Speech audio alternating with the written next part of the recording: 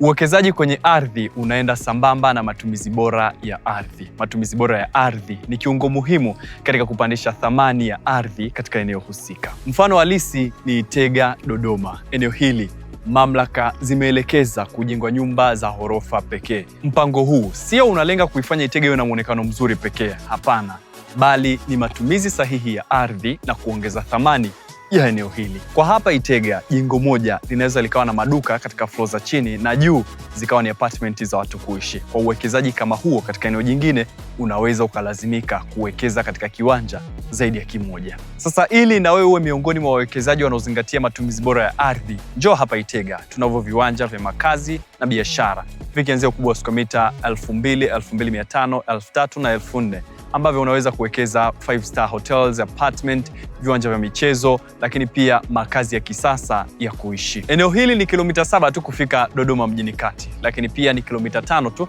kufika SGR station. Kuhusu miundombinu, kama inavyoonekana, inaendana na hadhi ya eneo hili. Kwa mahitaji ya viwanja hapa Itega, tupige simu sasa hivi au fika ofisini kwetu Uhindini Dodoma, mkabala na Wizara ya Ujenzi na Uchukuzi.